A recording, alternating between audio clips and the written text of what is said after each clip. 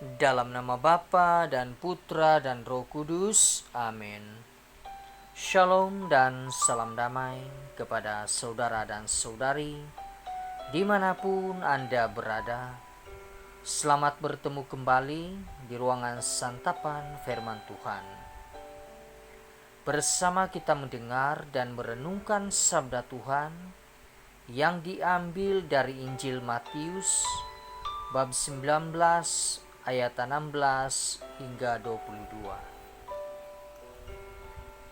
Ada seorang datang kepada Yesus dan berkata, "Guru, perbuatan baik apakah yang harus kuperbuat untuk memperoleh hidup yang kekal?" Jawab Yesus, "Apakah sebabnya engkau bertanya kepadaku tentang apa yang baik? Hanya satu yang baik. Tetapi jikalau engkau ingin masuk ke dalam hidup, turutilah segala perintah Allah." Kata orang itu kepadanya, "Perintah yang mana?" Kata Yesus, "Jangan membunuh, jangan berzina, jangan mencuri, jangan mengucapkan saksi dusta, hormatilah ayahmu dan ibumu, dan kasihilah sesamamu manusia seperti dirimu sendiri." Kata orang muda itu kepadanya, "Semuanya itu telah kuturuti, apalagi yang masih kurang?" Kata Yesus kepadanya, "Jikalau engkau hendak sempurna, pergilah, jualah segala milikmu, dan berikanlah itu kepada orang-orang miskin. Maka engkau akan beroleh harta di surga. Kemudian datanglah kemari dan ikutlah aku." Ketika orang muda itu mendengar perkataan itu, pergilah ia dengan sedih, sebab banyak hartanya. Injil Tuhan, terpujilah Kristus. Saudara dan saudari, dalam Injil hari ini, Yesus mengajak kita untuk melepaskan diri dari berbagai pengaruh yang dapat mengganggu dan menghalang relasi kita dengan Tuhan dan sesama.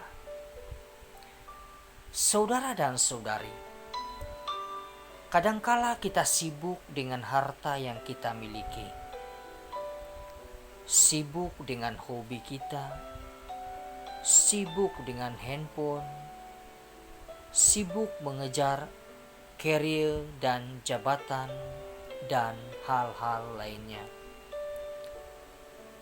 Harta, handphone, dan jabatan adalah hasil jeripaya kita, dan itu memang milik kita. Tetapi saudara dan saudari, jangan sampai hal-hal itu menjadi penghalang kita untuk memperoleh keselamatan dari Allah. Karena dengan hal-hal itu kita menjadi pribadi yang sombong, tidak mau berbagi, ego, dan memandang rendah orang lain. Nah, saudara dan saudari, Allah menganugerahkan berbagai berkat kepada kita agar kita semakin murah hati, mau menolong orang-orang yang menderita, turut membangun kehidupan yang rukun, damai, dan tenteram. Jadi saudara dan saudari, segala sesuatu yang kita miliki semuanya berasal dari belas kasih Allah, dan sepatutnya kita menjadi pribadi-pribadi yang berbelas kasih untuk sesama. Saudara dan saudari,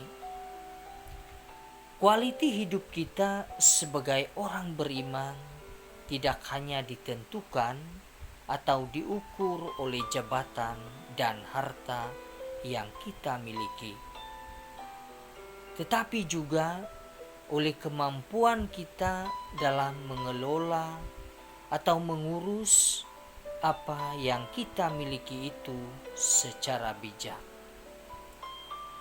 termasuk kepedulian kita terhadap sesama. Tuhan memberkati. Dalam nama Bapa dan Putra dan Roh Kudus. Amin.